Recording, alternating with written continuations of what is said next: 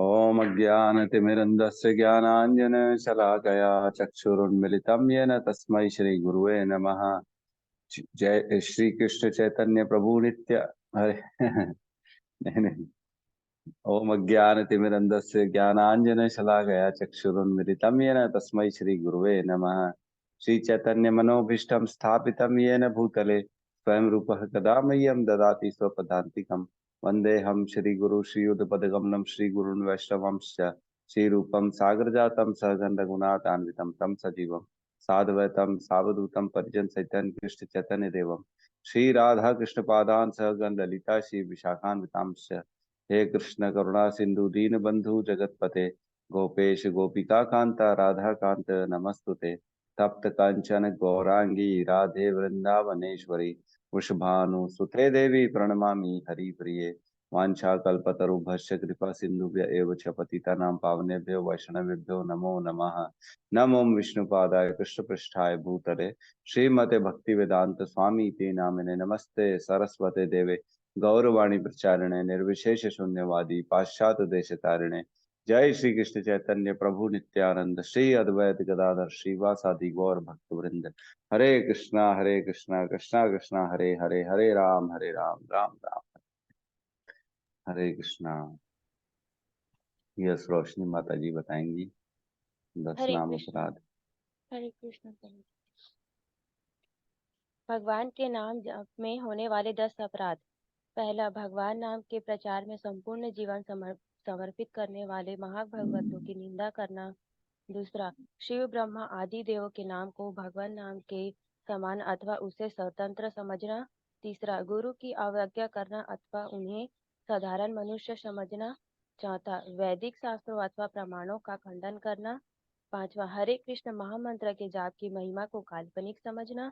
छठवां, पवित्र भगवान नाम में अर्थवाद का आरोप करना। सातवां, नाम के बल पर पाप करना। आठवां, हरे कृष्ण महामंत्र के जाप को वेदों में वर्णित एक शुभ सकाम कर्मकांड के समान समझना। नौवां, अश्रद्धालु व्यक्ति को हरि नाम की महिमा का उपदेश करना। 10वां, भगवान नाम के जाप में पूर्ण विश्वास न होना और इसकी इतनी अगाध महिमा श्रवण करने पर भी भौतिक आसक्ति बनाए रखना। भगवान नाम का जाप करते समय पूर्ण रूप से सावधान न रहना भी अपराध है। प्रत्येक वैष्णव भक्त को चाहिए कि इन 10 प्रकार के अपराधों से सदा बचकर रहे, ताकि श्री कृष्ण के चरण कमलों में प्रेम शीघ्र अतिशीघ्र प्राप्त हो, जो मनुष्य जीवन का परम लक्ष्य है। हरे कृष्ण। हरे कृष्णा। तो मनुष्य जन्म का एकदम जो लक्ष्य है वो श्री कृष्ण के चरणों की प्राप्ति है ना। तो जिस दिन प्रेम प्राप्त हो जाएगा उस दिन हमारा लक्ष्य हमको मिल जाएगा। ठीक है। तो हम वापस अब कंटिन्यू करते हैं भगवत गीता में। भगवत गीता में हम लोग 13वें अध्याय में है, प्रकृति पुरुष तथा चेतना। बहुत इंपॉर्टेंट चैप्टर है, टेक्निकल है। हमने काफी कुछ चीजें समझा है। क्षेत्र क्षेत्र की समझा। सबसे पहले प्रश्न पूछा अर्जुन ने, 6 पॉइंट्स पूछा। क्षेत्र क्षेत्र की क्या होता है, ज्ञान ज्ञेय क्या होता है, और जो है ना पुरुष और प्रकृति क्या होता है। तो हम हल्का सा एक बार फिर से रिवीजन कर लेते हैं ताकि वापस से रिकॉल हो जाए, याद आ जाए। तो पहले प्रश्न के आंसर में ही भगवान ने क्षेत्र बताया। क्षेत्र माने इसे शरीर को क्षेत्र मानो, और जो है इसके ज्ञाता को क्षेत्रज्ञ मानो, है ना। क्षेत्र उसके समान है जैसे एक किसान का जमीन, उसको सब उसके बारे में मालूम रहता है, फील्ड ऑफ एक्टिविटी। तो उसी प्रकार वो क्षेत्र है जहां से वो कर्म करता है ना। मतलब किसान अलग है और किसान का जमीन अलग है ना। जमीन को बताया गया है कि वो क्षेत्र है, और क्षेत्र जो होता है ना वो शरीर होता है। मतलब शरीर अलग होता है, शरीर का ज्ञाता अलग होता है। कार्य करने के लिए जमीन चाहिए, इसलिए किसान को जो है ना कार्य करता है अपनी जमीन में, पूरा क्या उगाना है क्या नहीं उगाना है। उसी प्रकार हम इस शरीर से अलग हैं, और शरीर में रहते रहते शरीर के अंदर से काम, जितनी भी हमारी इच्छाएं होती हैं, द्वेष होते हैं, अच्छा बुरा सब चीज को घटना हमारी होती है उससे, शरीर के माध्यम से। मतलब हम अलग है, हमारा शरीर अलग है। तो जो क्षेत्र के ज्ञाता होते हैं वो एक तो होता है आत्मा और एक दूसरा होता है परमात्मा, राइट। क्यों? क्योंकि आत्मा तो ज्ञाता है ही है, छोटा ज्ञाता है, क्षेत्रज्ञ। और परमात्मा जो है वो सभी के ज्ञाता है, सारे क्षेत्र के ज्ञाता है, इसलिए वो क्षेत्रज्ञ टू है ना। तो दोनों को समझेंगे। क्षेत्र जो है उसमें थोड़ा कंट्रोल रहता है, और क्षेत्रज्ञ में बहुत ज्यादा कंट्रोल होता है ना। पूर्ण कंट्रोल, अल्टीमेट कंट्रोलर इस क्षेत्रज्ञ टू, परमात्मा। ठीक है, उसके बाद हम प्रवेश करते हैं ज्ञान में, है ना। ज्ञान बताया गया है, 20 पॉइंट्स भगवान ने बताए हैं ज्ञान के बारे में। इसमें एक चीज छूट गई, क्षेत्र में हमने पढ़ा कि 24 तत्वों से बना है ये क्षेत्र, है ना। जो 24 तत्व है, हमने पढ़ा 5 कर्मेंद्रियां, 5 ज्ञानेंद्रियां, 5 उनके विषय, और पंच तत्व जो भौतिक तत्व होते हैं ये हो गए 20, और मन बुद्धि अहंकार ये हो गए 23, और प्रधान हो गया 24। ये 24 तत्वों से ये क्षेत्र बनता है। और क्षेत्र के स्वरूप में भी हमने चर्चा की थी। सबसे बाहर होता है अन्नमय कोश, उसके अंदर होता है प्राणमय कोश, उसके अंदर होता है विज्ञान मनोमय कोश, उसके अंदर होता है विज्ञानमय कोश, और उसके अंदर होता है आनंदमय कोश। इस प्रकार क्षेत्र की रचना होती है, और क्षेत्र के द्वारा क्षेत्रज्ञ कार्य करता है। उसके बाद हम पहुंचते हैं ज्ञान में।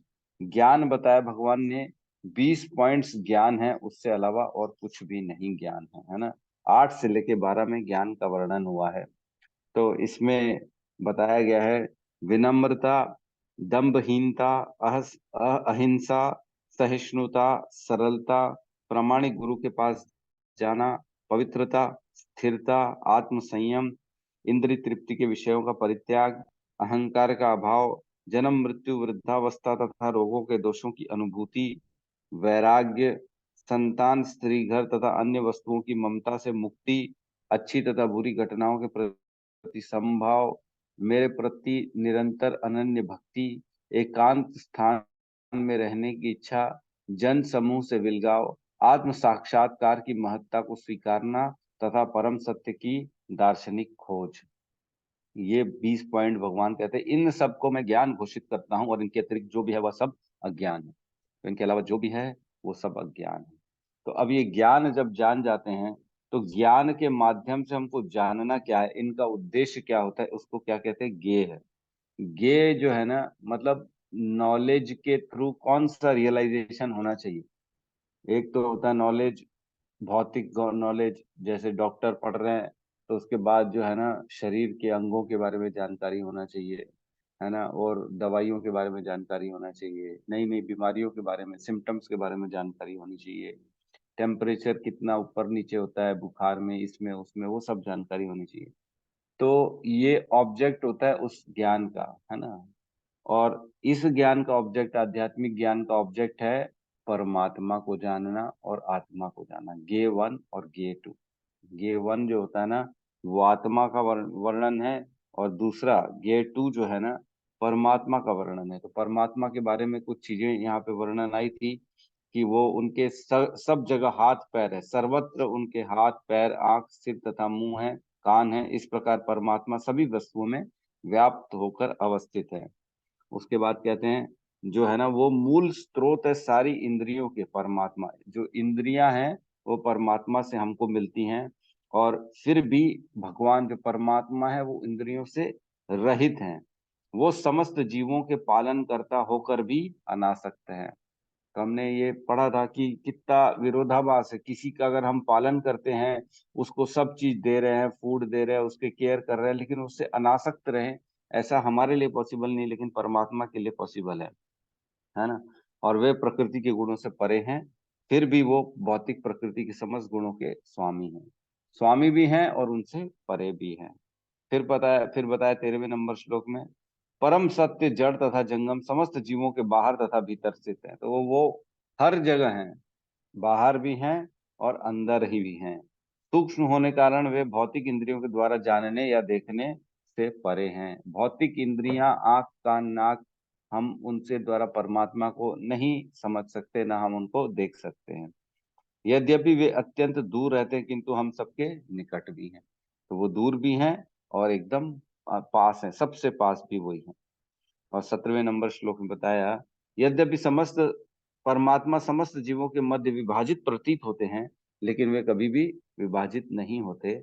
वह एक रूप में स्थित हैं, है ना।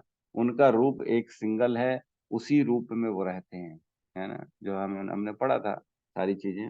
यद्यपि वे प्रत्येक जीव के पालन करता है, लेकिन यह समझना चाहिए कि सबों के संहार करता है और सबों को जन्म देते हैं। तो वही उनका पालन भी करते हैं, वही उनका संहार भी करते हैं। जैसे हमने पढ़ा था, बच्चा रेत में एक मकान बनाता है, खेल खेल में मकान बनाता है, और जब जाते समय उसको पैर से पूरा तोड़ भी देता है मकान को। रेत का जो है वैसे ही है ये भी। और फिर 18 में बताते हैं, ये समस्त प्रकाशमान वस्तुओं के प्रकाश स्रोत हैं। वे भौतिक अंधकार से परे हैं और अगोचर हैं। वे ज्ञान ज्ञेय और ज्ञान के लक्ष्य हैं। वे सबके हृदय में स्थित हैं। तो भगवान जो हैं वो सब प्रकाश के मूल स्रोत हैं। हमने पढ़ा था सूर्य, चंद्रमा, अग्नि, ये सारी चीजों का प्रकाश कहाँ से आता है? परमात्मा भगवान से आता है। और वे ही ज्ञान ज्ञेय और ज्ञान के लक्ष्य हैं, सबके हृदय में रहते हैं। 19 में बताया था कि जो इस प्रकार मैंने कर्म क्षेत्र, शरीर, ज्ञान तथा ज्ञेय के संक्षेप में वर्णन किया, इसे केवल मेरे भक्त ही पूरी तरह समझ सकते हैं, और इस तरह वे मेरे स्वभाव को प्राप्त होंगे। तो जो भगवान के प्रति समर्पण रखेगा, वही ये ज्ञान को समझ पाएगा, वही ज्ञेय तक पहुंच पाएगा, और कोई ज्ञेय तक नहीं पहुंच पाएगा। क्यों? क्योंकि वो अचिंत्य भेद पे भरोसा करते हैं। वो मानते हैं कि भगवान के पास इतने सारे पावर है, वो कुछ भी कर सकते हैं, है ना। जो इसके अंदर, जो भगवान के अंदर इस टाइप की अपनी बिलीव रखता है, जो श्रद्धा रखता है भगवान के ऊपर, तो वही भगवान को समझ। ठीक है। अब हम इसमें जो है ना 20 से लेके जो है ना 27 25 तक मेरे ख्याल से ये पुरुष और प्रकृति के बारे में वर्णन था। ठीक है। तो पुरुष और प्रकृति, तो हमने पढ़ा पुरुष जो होता है ना वो भोक्ता होता है, और जो है प्रकृति होती है ना वो भोग्य वस्तु होती है, जो पुरुष जिसको भोगता है। ठीक है। तो भोक्ता और भोग्य, इन दोनों में हमेशा अंतर करना है। लेकिन कभी कभी भोक्ता और भोग्य में जो है ना, कभी वही भोग्य भोक्ता बन जाता है, और वही जो है ना प्रकृति पुरुष भी बन जाती है, कभी पुरुष प्रकृति बन जाता है ना। तो हमने पढ़ा कि पुरुष दो होते हैं, जो दो भोगता है। एक तो जीवात्मा होता है, जो कि इस संसार में सुख दुख को भोग रहा है अपनी शरीर के माध्यम से, और एक होता है परमात्मा, जो परम है, हर चीज को भोगने वाला है ना। भगवान बताते हैं, भोक्ता राम यज्ञ तपसाम, हर चीज को भोगने वाले वही हैं। तो दो पुरुष हो गए, एक जीवात्मा और एक परमात्मा। 20 में बताते हैं कि प्रकृति तथा जीवों के अनादि समझना चाहिए, उनके विकार तथा गुण प्रकृति जन्य है। ठीक है। इस पे हमने चर्चा कर ली, दोनों अनादि हैं, जीव और प्रकृति। कभी भी जो है ना, मतलब वो व्यक्त अव्यक्त होते रहते हैं, लेकिन अनादि है ना। बहुत समय से अनादि हैं, उनका कोई जो है ना स्टार्टिंग पॉइंट किसी को नहीं मालूम। और 21 में कहते हैं, प्रकृति समस्त कारणों तथा कार्यों की हेतु कही जाती है, और पुरुष जो है, पुरुष जीव, इस संसार के विविध सुख दुख के भोग का कारण कहा जाता है। तो हमने ये इसको भी अच्छे से पढ़ा था, जो है ना प्रकृति जो है वो सुख दुख की निर्माता होती है, लेकिन जीव जो होता है ना वो सुख दुख का निर्माता नहीं होता है, वो सिर्फ सुख दुख का भोगता होता है। तो निर्माता हमने चर्चा की थी, निर्माता भी होता है, लेकिन सबसे पहले निर्माता कारण जो होती है सुख दुख का, वो प्रकृति होती है। सेकंड कारण होता है जीवात्मा, और थर्ड कारण होता है परमात्मा, है ना। अगर जीव ही इच्छा नहीं करेगा, उसने पुराने कर्म नहीं किए होंगे, तो वो प्रकृति उसको सुख दुख को नहीं भोगने, मतलब उसके लिए वो ऐसा संरचना ही नहीं करेगी सुख दुख की, ताकि वो भोग सके। ठीक है। आगे कहते हैं, इस प्रकार जीव प्रकृति के तीनों गुणों को भोग करता हुआ प्रकृति में ही जीवन बिताता है।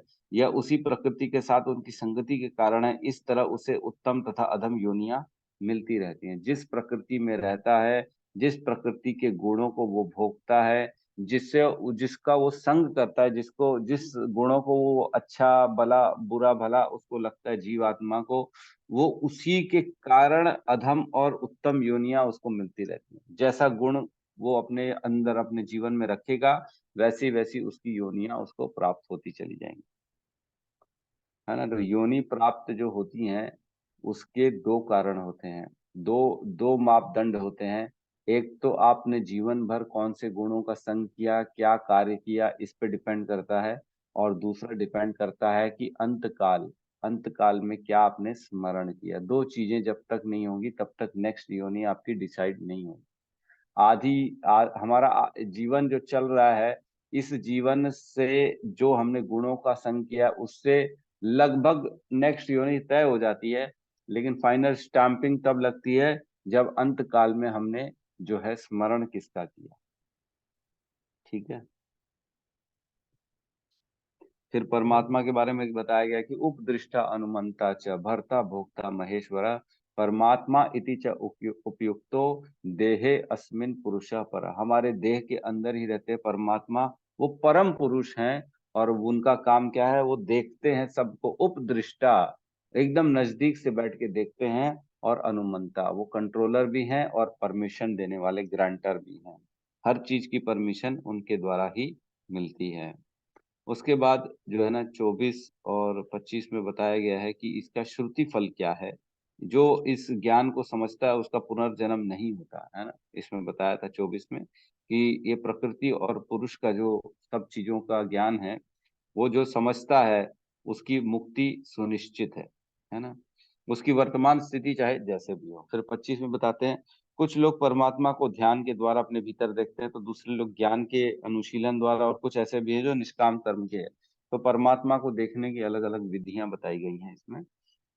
उसके बाद 26 में बताते हैं ऐसे भी लोग हैं, ये जो इम्पोर्टेंट है बहुत, जो यद्यपि आध्यात्मिक ज्ञान से अवगत नहीं होते, पर अन्यों से परम पुरुष के विषय में सुनकर उनकी पूजा करने लगते हैं। ये लोग भी प्रामाणिक पुरुषों से श्रवण करने की मनोवृत्ति होने के कारण जन्म तथा मृत्यु के पथ को पार कर जाते हैं। ये सब हमारी बात चल रही है।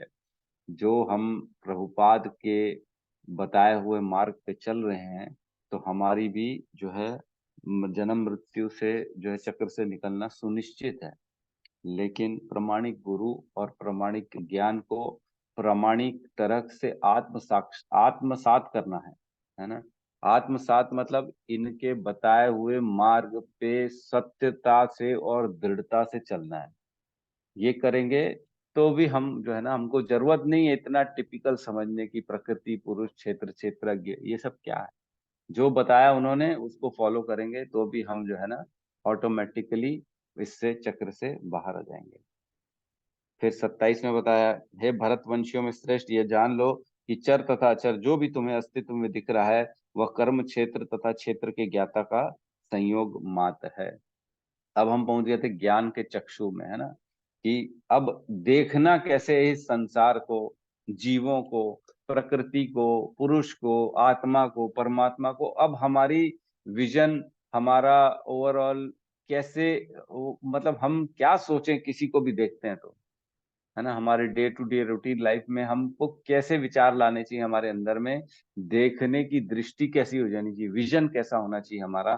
तो वो बता रहे हैं अब तुम ये जान लो कि जितने चर तथा अचर मतलब मूवेबल और इमूवेबल जितनी भी चीजें हैं जो भी तुमको दिख रहा है वो कर्म क्षेत्र तथा क्षेत्र के ज्ञाता का संयोग मात्र है ना।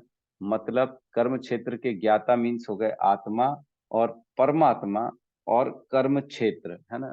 तो इनका संयोग है। जब तक तटस्था शक्ति प्रकृति में प्रवेश नहीं करती तब तक कोई भी चीज जो है ना एक्टिवेट नहीं होती, दिख नहीं सकती आपको, है ना।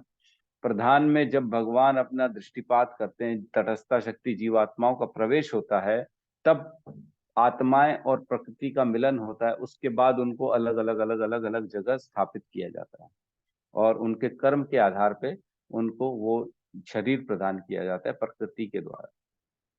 तो वही संयोग मात्र है। उसके बाद 28वें में कहते हैं कि समम सर्वेषु भूतेषु तिष्ठन्तम परमेश्वर, समान रूप से भगवान परमात्मा के रूप में हर जगह हर हर जीव के अंदर विद्यमान रहते हैं। चाहे शरीर विनश्यन्तस्तु अविनश्यन्तम य पश्यति स पश्यति। शरीर अविनाशी नहीं है, शरीर का नाश होता है, लेकिन जीवात्मा अविनाशी, आत्मा का कभी भी विनाश नहीं होता है। जो ये देखता है वही सत्य देखता है ना। कि परमात्मा हर जगह समान रूप से व्याप्त है और शरीर का नाश होता है, परमात्मा और आत्मा का नाश नहीं होता है। जो ये देखता है वह सत्य देखता है। आगे कहते हैं 29 में कि जो व्यक्ति परमात्मा को सर्वत्र तथा प्रत्येक जीव में समान रूप से वर्तमान देखता है, वह अपने मन के द्वारा अपने आप को भ्रष्ट नहीं करता। इस प्रकार वह दिव्य गंतव्य को प्राप्त करता है। तो जो ऐसा देखना चालू कर देता है, उसका मन जो है ना, दूसरों के अंदर जब परमात्मा को देखता है तो उनके प्रति हीन भावना नहीं करेगा। वो देखेगा कि ये तो संयोग मात्र है, कर्म क्षेत्र और कर्म के ज्ञाता का संयोग है, और उनके गुणों के कारण फिलहाल ये मेरा दुश्मन बना है, फिलहाल ये मेरे से द्वेष कर रहा है, फिलहाल मेरे से ये दूर रहता है, ये मेरे लिए गंदा गंदा बोलता है। ये फिलहाल है, टेम्पररी है, क्योंकि कुछ ऐसा संयोग हुआ था कि इसके अंदर ये प्रवृत्ति आ चुकी है। अब जो है ना, इसके अंदर चूंकि परमात्मा है, मैं परमात्मा को प्रणाम करता हूँ, परमात्मा इसको सही मार्गदर्शन देंगे, और जब इसके ये कर्म के बंधन खत्म हो जाएंगे, ऑटोमेटिकली ये भी मेरे से प्रेम करना चालू कर देगा। है ना, तकलीफ तो यही आती है ना, जब हम किसी से देश द्वेष करते, प्रेम करेंगे तो कोई प्रॉब्लम ही नहीं है, वो तो अच्छा ही अच्छा है, जिससे प्रेम करेंगे वो तो अच्छा ही अच्छा है। लेकिन जिससे द्वेष करते हैं, जिसको हम अपना नहीं मानते हैं, उसी के लिए बताया जा रहा है कि उसको भी देखोगे तो भी आपका मन आपको गिरने नहीं देगा, क्योंकि आप ये देखोगे कि कर्म क्षेत्र और कर्म के ज्ञाता के संयोग मात्र से ये इनको शरीर मिला है, और ये फिलहाल ऐसे गुणों का संग कर रहा है, इसलिए मेरे से द्वेष कर रहा है, मेरा दुश्मन बना बैठा है। लेकिन कुछ समय की बात है, सब खत्म हो जाएगा। है ना, बहुत लंबा कुछ भी नहीं चलने वाला, बहुत लंबा न प्रेम चलने वाला है, न द्वेष चलने वाला है, न दुश्मनी चलने वाली है। सब खत्म हो जाएगा, एक समय बाद सब खत्म हो जाएगा, ज्यादा समय नहीं लगेगा। ठीक है, तो एक शॉर्ट में हमने इसका रिवीजन कर लिया। अब हम 30वें नंबर श्लोक में प्रवेश करते हैं। ठीक है, इसका आप लोग भी रिवीजन कर लीजिएगा तो और अच्छा हो जाएगा। ठीक है, श्लोक को साथ में दोहराएंगे। प्रकृत्येव च कर्माणि प्रकृत्येव च कर्माणि क्रियमाणानि सर्वशः क्रियमाणानि सर्वशः यः पश्यति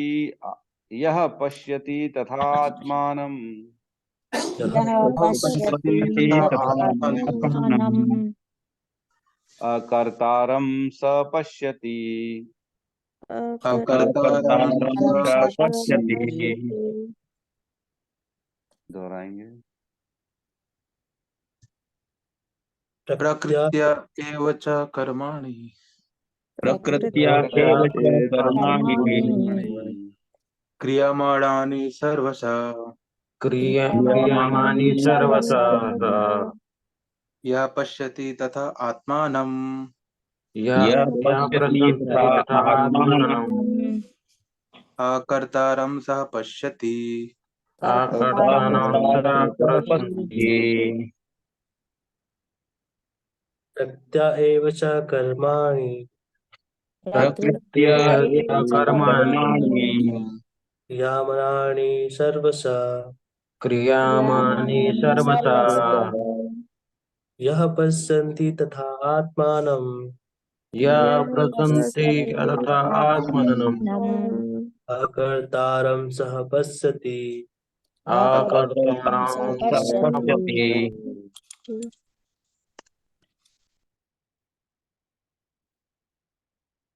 अनुवाद।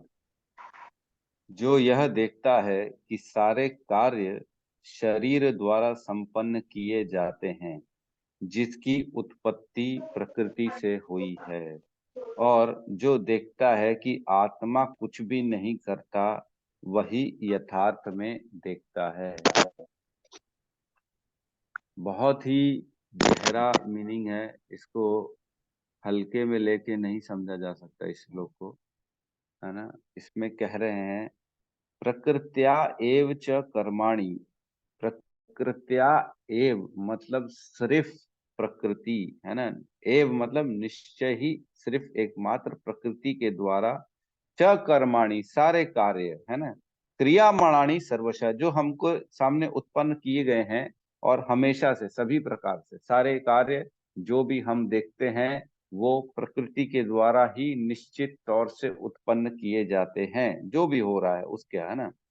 और क्या कह रहे हैं, यह पश्यति जो ऐसा देखता है, तथा आत्मानम अपने आप को, अकर्ता अकर्तारम सह पश्यति अपने आप को अकर्ता जो जानता है, जो देखता है, वही सत्य देखता है ना। तो कह रहे हैं कि जो जो यह देखता है कि सारे कार्य शरीर द्वारा संपन्न किए गए, जिसके उत्पत्ति प्रकृति से हुई है, और जो देखता है कि आत्मा कुछ भी नहीं करता, वही यथार्थ में देखता है। तो क्या हम कुछ भी नहीं करते? हम तो आत्मा है, हमको तो शुरू से यही सिखाया गया है दूसरे अध्याय से कि we are not this body, we are soul. जो इस्कॉन में जुड़ेगा सबसे पहला ज्ञान उसको यही दिया जाएगा, तुम एक शरीर नहीं हो, तुम आत्मा हो, है ना। अब यहाँ कह रहे हैं कि जो जो होता है, जो यह देखता है कि आत्मा कुछ भी नहीं करता, वही यथार्थ में देखता है। तो आत्मा कुछ भी नहीं करता है, और सारा कार्य जो होता है ना, प्रकृति के द्वारा या शरीर के द्वारा संपन्न किया जाता है। तो शरीर कर रहा है और आत्मा नहीं कर रहा है। आत्मा है तभी शरीर क्रियामान है, आत्मा होगा तभी शरीर कुछ करने लायक होगा, लेकिन आत्मा खुद कुछ नहीं कर रहा है और शरीर कर रहा है, ये कैसे हो रहा है? ये फंडामेंटल जो है ना, वो एकदम दिमाग के पेच हिलाने वाला है। समझ में नहीं आ रहा है कि हो क्या रहा है, मतलब कैसे समझें हम इन सारी चीजों को, कि शरीर के द्वारा सब कुछ कराया जा रहा है और आत्मा एक्चुअल में कुछ भी नहीं कर रहा। तो क्या हम कल शादी सगाई हो रही थी, तो कौन कर रहा था? जीव आत्मा कर रहा था कि उसका शरीर कर रहा था? या खाते हैं, पीते हैं, मजे करते हैं, बातें करते हैं, सुख का अनुभव करते हैं, अपना पराया करते हैं, है ना, सोते हैं, नहाते हैं, ये कौन कर रहा है? शरीर कर रहा है कि आत्मा कर रही है? तो ये बहुत इंपॉर्टेंट टॉपिक है, बहुत गहरी चीज है, बहुत ही जो है ना, मतलब इसको समझना है हमको, अदरवाइज हम आगे नहीं बढ़ पाएंगे, है ना। तो इसका ना बेस्ट एग्जाम्पल एक ये है, एक मूवी है, सपोज करो, है ना, एक पिक्चर है। हमारे अनिल प्रभु गए पिक्चर देखने, उन्होंने पिक्चर का पहले प्लान बनाया, उन्होंने पहले दिमाग में डाला, इच्छा व्यक्त की कि अब मेरे को पिक्चर देखनी है ना। सपोज करो कोई पिक्चर लगी है 695, मैं देख के आया 695, तो वो प्रभु श्री राम के ऊपर बनी है, राम जन्मभूमि पे पिक्चर बनी है। तो वो उसका प्लान किया अनिल प्रभु ने, टिकट खरीदी, शो का समय दोपहर का था, 2 बजे का समय था। इन्होंने एक दिन पहले ही अपनी टिकट खरीद ली कि भैया कहीं हॉल बुक ना हो जाए, मेरी मनपसंद की सीट मुझे मिल जाए और मैं आराम से पूरी पिक्चर बैठ के देखूंगा। 150 रुपए की टिकट थी, 150 रुपए इन्होंने बकायदा दिए, और वो अपनी जगह बुक कर दी कि मैं यहाँ बैठ के टिकट, मतलब सीट बुकिंग हो जाती है ना, मेरी मेरी पसंद की सीट कहाँ पे मिलेगी, मैं वहां बैठ के देखूंगा। तो इन्होंने अपने पसंद की सीट वहां पे बुक करा दी। अब फिर जब ये मूवी पे गए, बैठे, 2 बजे का शो था, 2 बजे प्रवेश किया इन्होंने थिएटर हॉल में, अपनी जगह पे बैठे, और 2 बजे का क्योंकि समय था, इसलिए 2 बजे पिक्चर चालू हो गई। 2 से लेके 5 बजे तक पिक्चर चल रही थी। इन्होंने बैठा पूरे अंधेरे में, एकदम अंधेरा था पूरे हॉल में, इनके सामने बड़ी स्क्रीन चल रही थी, उसमें पूरी पिक्चर दिखाई गई, उसमें अलग अलग तरह के भाव आए। एक में तो रोना, आंदोलन चल रहा है राम जन्मभूमि पे, है ना, लोग मर रहे हैं, आंदोलन चल रहा है कि भाई हमको यहाँ पे रामलला को स्थापित करना है, ये करना है। बहुत लोग रो रहे हैं, मर रहे हैं। भावुक हो गया अनिल प्रभु, आंख से आंसू भी आ रहे थे कि हाय हाय, कैसा हुआ, कितनी बेदर्दी के साथ इन लोगों के साथ इतना दुर्व्यवहार किया गया।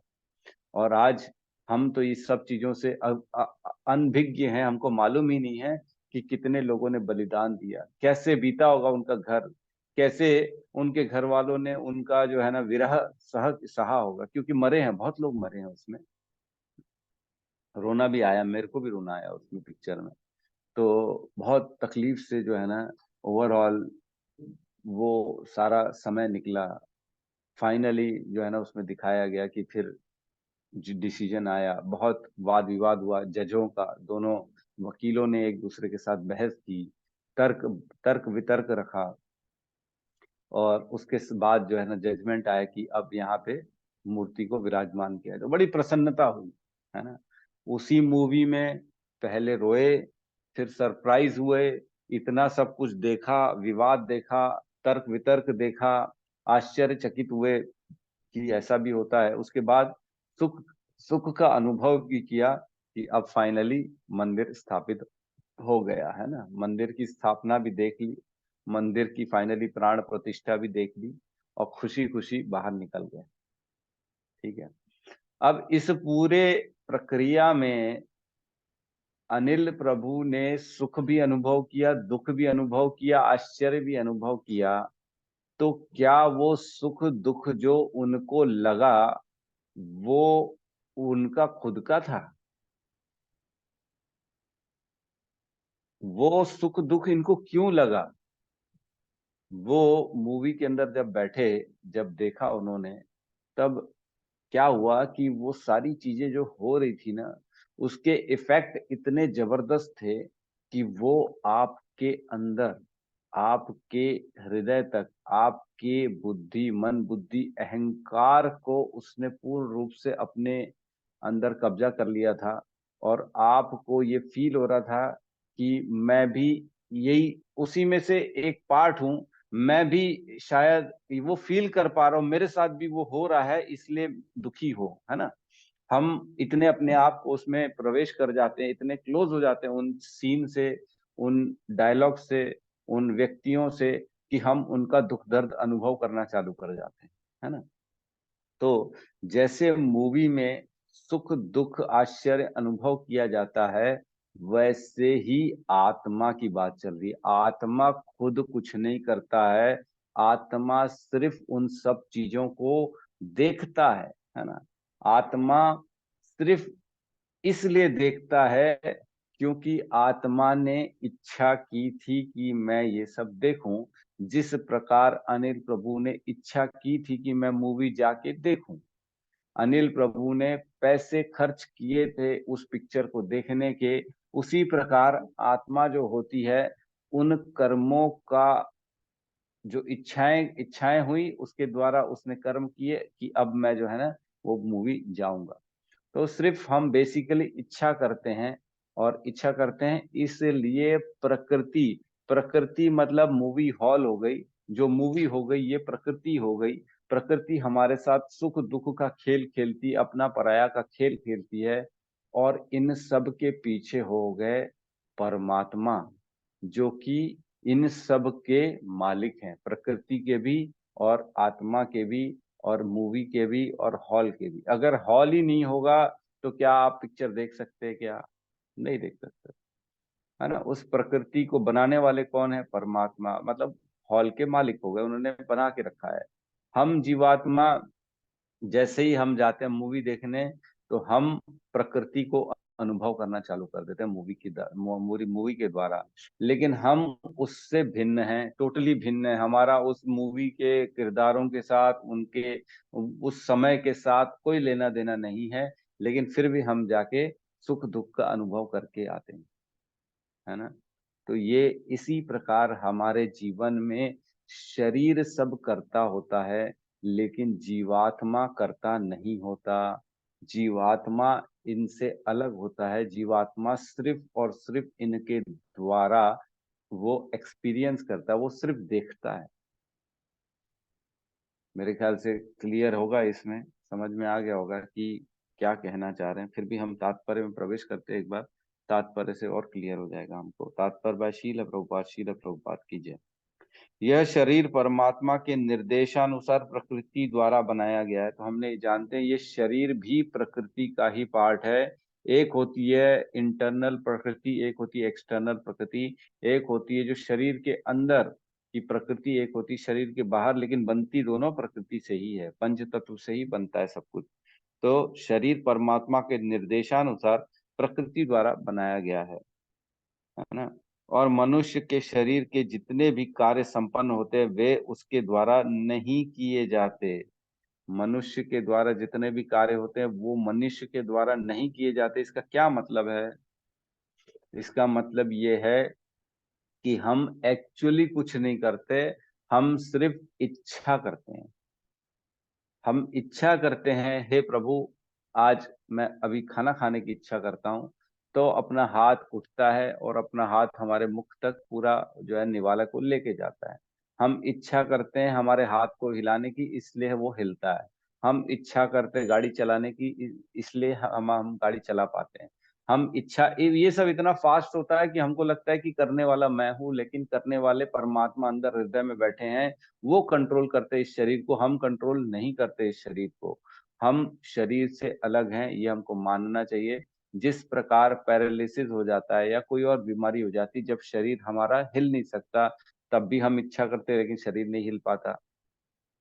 लेकिन पहले इच्छा करते थे तो हिल जाता था, लेकिन बाद में शरीर हिल नहीं पाता, हमारी इच्छा के अंदर अंतर्गत काम नहीं करता, क्योंकि उनका परम कंट्रोलर तो परमात्मा है, हमारे कंट्रोल में नहीं है ये सारी चीजें।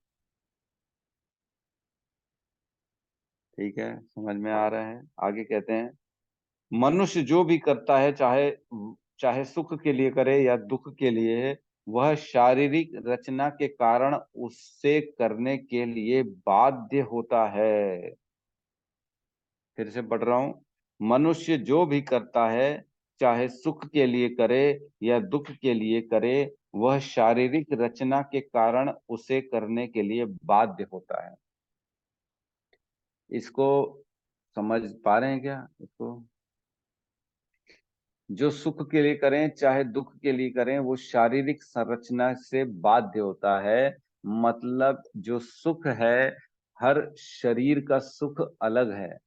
किसी को सुख मिलता है मीठा खाने में, किसी को सुख मिलता है खट्टा खाने में, किसी को सुख मिलता है कीचड़ में रहने में, किसी को सुख मिलता है ठंड में रहने में। कीचड़ में रहने में किसको सुख मिलता है?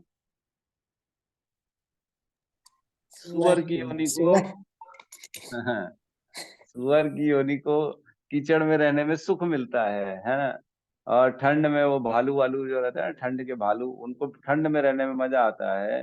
किसी को रसगुल्ला खाने में मजा आता है।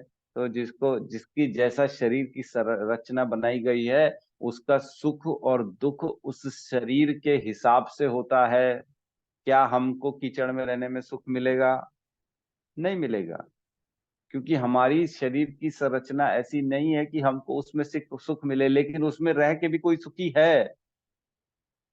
इसका मतलब जो है जीव आत्मा का सुख दुख जो है, वो शरीर, मतलब जीव आत्मा को कहीं सुख दुख नहीं मिल रहा है। वही जीवात्मा हमारे अंदर भी है, वही जीवात्मा एक सुअर के अंदर भी है। तो उसको सुख कीचड़ में मिल रहा है, हमको सुख कीचड़ में क्यों नहीं मिल रहा? क्योंकि वो शरीर से बंधा हुआ है। शरीर प्रकृति जो है ना, उसके द्वारा आवरण कर दिया गया है। जब तक ये ज्ञान नहीं होगा तब तक हम समझ नहीं पाएंगे कि हमारा सुख दुख है कहाँ। सुख दुख ऐसा लगता है हमको शरीर से मिल रहा है, लेकिन एक्चुअल में शरीर से सुख दुख नहीं मिलता है। ये फॉर द टाइम बिंग हमको, हमारे मन का ये खेल है, पूरा मन बुद्धि का खेल चल रहा है कि इसमें सुख है, उसमें सुख है, इसमें सुख है, लेकिन एक्चुअल में उसमें सुख नहीं है। ठीक है, आगे कहते हैं, लेकिन आत्मा इन शरीर शारीरिक कार्यों से विलग रहता है। यही चर्चा हमने की, आत्मा को इनसे कोई लेना देना नहीं है, आत्मा इन सब से अलग रहता है। यह शरीर मनुष्य को पूर्व इच्छाओं के अनुसार प्राप्त होता है। पिछले जन्म में जो हमने इच्छा की, जो हमने कार्य किए, वैसा हमको शरीर प्राप्त हुआ है ना। नॉनवेज खाने की इच्छा करते थे तो कुत्ते का या शेर का शरीर मिल गया, है ना। छोटे कपड़े पहनने की इच्छा करते थे, निर्वस्त्र घूमने की इच्छा करते थे, तो पेड़ों का शरीर मिल गया। इस प्रकार से अगर धन में बहुत ज्यादा आसक्ति थी तो सांप की योनि मिल गई। इस तरह से जो है ना अलग अलग योनियां मिलती इच्छाओं के द्वारा। इच्छाओं की पूर्ति के लिए शरीर मिलता है जिससे वह इच्छा अनुसार कार्य करता है। मतलब कि जैसी इच्छा थी, उड़ने की इच्छा थी तो उड़ने के लिए पक्षी का शरीर दे दिया गया, जाओ उड़ो, अब उड़ो। लेकिन उड़ने की इच्छा थी इसलिए शरीर तो मिल गया पक्षी का। अब पक्षी के शरीर की लिमिटेशंस को आपको सहना पड़ेगा। आपने तो खाली उड़ने की इच्छा की थी, लेकिन ये नहीं सोचा था कि मेरे हाथ नहीं होंगे, मैं बोल नहीं पाऊंगा, है मैं रोटी नहीं खा पाऊंगा, मैं जो है ना वस्त्र नहीं पहन पाऊंगा, मैं ऐसा। वो चिड़िया की जितने लिमिटेशंस है वो भी फिर साथ में आपको सहने पड़ेंगे उस योनि के, उस शरीर के। एक तरह से शरीर एक यंत्र है जिसे परमेश्वर ने इच्छाओं की पूर्ति के लिए निर्मित किया है ना। क्या कहते हैं, ईश्वर सर्वभूतानाम हृदय देशे अर्जुन तिष्ठति भ्राम्यन सर्वभूतानि यंत्राणुनि मायाया। ये यंत्र के रूप में आपको शरीर दिया गया है जो भ्रमित हो रहा है माया से, खाली भ्रमण कर रहा है, भ्रमित हो रहा है। यंत्राणुनि मायाया भ्राम्यन सर्वभूतानि, इसको सबको, सभी जीवों को बस भ्रम में डाला जा रहा है और इधर उधर घुमाया जा रहा है माया के द्वारा। बहुत इंपॉर्टेंट है, ये बहुत इंपॉर्टेंट है। इसको समझेंगे तब समझेंगे कि सुख दुख से हम परे कैसे हैं, है ना। जिससे परमेश्वर ने इच्छाओं की पूर्ति के लिए निर्मित किया है। इस शरीर को हमारी इच्छाओं को पूर्ति के लिए ही निर्मित किया। मतलब जितनी जितनी जिसकी इच्छाएं ज्यादा रहेंगी उतना उतना वो इस संसार में जन्म मृत्यु के चक्र में फंसा रहेगा।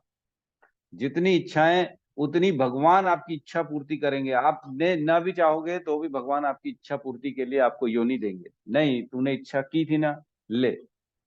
तेरी इच्छा थी ना, ले। अब जंगल में रहने की इच्छा थी ना, जंगल में घूमने, कई लोग रहते हैं ना वाइल्ड लाइफ लवर, मेरे को तो शेरों से प्यार है, मेरे को जंगल से प्यार है, मेरे को चिड़िया से प्यार है। अब बन तू चिड़िया, बन अगले जीवन में, शेर बन तू अगले जीवन में, तब पता पड़ेगा कैसा जीवन होता है। तो इच्छाएं जो होती है ना, जितनी जितनी इच्छाएं होंगी उतना उतना हम इस संसार में फंसते चले जाएंगे, है ना। आगे कहते हैं इच्छाओं के कारण ही मनुष्य दुख भोगता है या सुख पाता है। तो सुख और दुख का कारण इच्छा है। जब जीव में यह दिव्य दृष्टि उत्पन्न हो जाती है तो वह शारीरिक कार्यों से पृथक हो जाता है। जिसमें ऐसी दृष्टि आ जाती है वही वास्तविक दृष्टा है। तो जो देखता है कि इच्छाओं के कारण मैं सुख भोग रहा हूं और दुख भोग रहा हूं।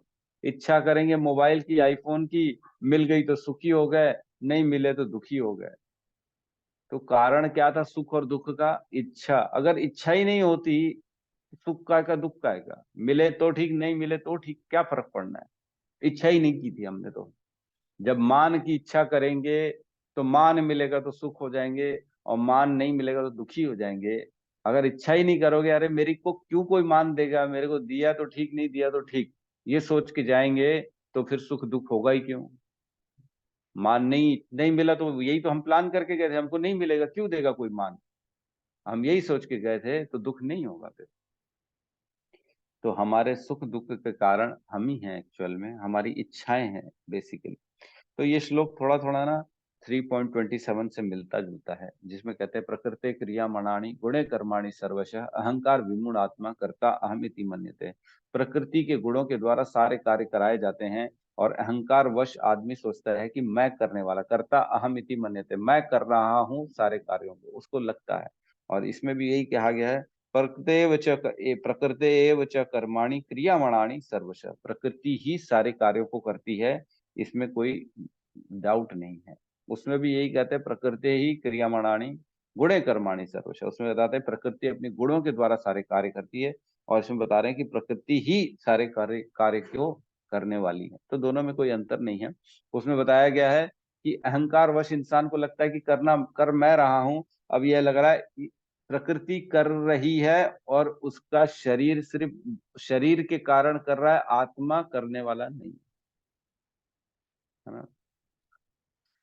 तो थोड़ा थोड़ा दोनों में डिफरेंस है, आप दोनों श्लोक पढ़िएगा और कल हम इस पे एक चर्चा कर सकते हैं, अगर इच्छा हो तो। पढ़े तो अगर पढ़ेंगे तो चर्चा करेंगे कि दोनों में भेद क्या है, नहीं पढ़ेंगे तो हम अगले श्लोक पे चल पड़ेंगे। हमें भी कोई ज्यादा खींचने का शौक नहीं है कि जबरदस्ती बैठ के विश्लेषण करें, ये वो समझना जरूरी है इसमें क्या लिखा गया। समझ गए तो ठीक है, अगर चाहते हैं गहराई से डिस्कशन तो पढ़ लीजिएगा, तो चर्चा करेंगे। ठीक है, कम से कम 10 लोग अगर पढ़ेंगे तो हम चर्चा करेंगे दोनों श्लोकों का भेद, नहीं तो नहीं करेंगे। ठीक है, तो किसी का प्रश्न है तो हम ले सकते हैं। इसमें ना एक चीज और थी, एक श्लोक है वो खोलेंगे, 13.21। अभी अभी हमने पढ़ा, ज्यादा समय नहीं हुआ है ना।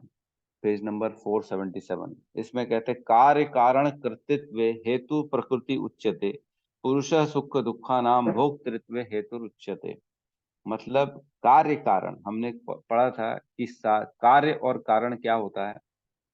कार्य मतलब जो शरीर है, इफेक्ट है जो हमको दिख रहा है, और कारण जो हो गई उसके पीछे की इंद्रियां, मन, बुद्धि, जो जिसके कारण वो इच्छाएं उत्पन्न होती है।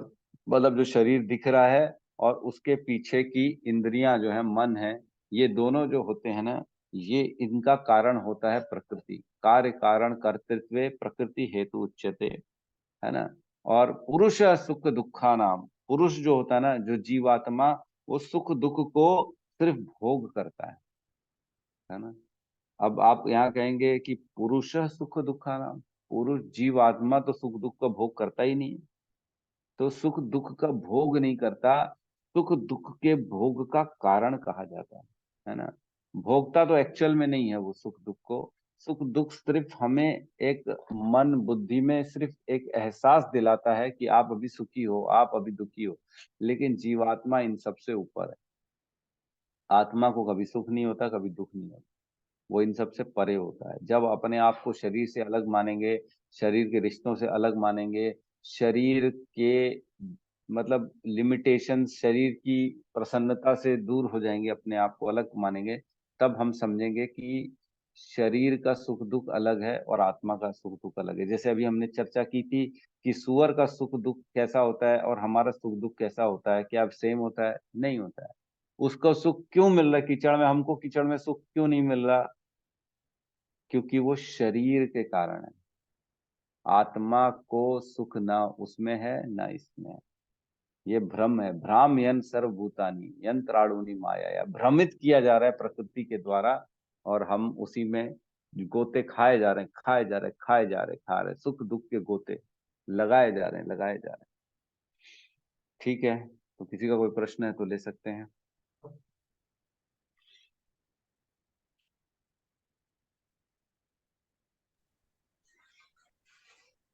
हरे कृष्ण प्रभु जी। हरे कृष्णा। प्रभु जी, इसलिए कि हम, यदि एक वर्ड आता है ना, मन, सॉरी, मन बुद्धि अहंकार, तो मन जानते हैं, बुद्धि जानते हैं, तो ये अहंकार मेरे को समझ नहीं आती। अहंकार जैसे हम भगवत गीता में पढ़ते हैं तो वो अहंकार, वो ईगो वाला बात, वो वर्ड के बारे में बताता है कि अहंकार कुछ और ही होता है। मतलब अगर स्पिरिचुअलिटी की दृष्टि से देखें तो मैंने एक बार और पूछा था बट डिस्कशन नहीं हो पाया था, वही मेरे को थोड़ा देखो, समझना था प्रभु जी, अहंकार को ना बेसिकली आप ये समझ सकते हो आइडेंटिटी। अहंकार मतलब हमारी पहचान, हम अपने आप को क्या मानते हैं। ठीक है, सपोज करो कोई हमारे रोहित प्रभु है, वो एक इंजीनियर है, तो उसके अंदर ये भावना है कि मैं एक इंजीनियर हूँ।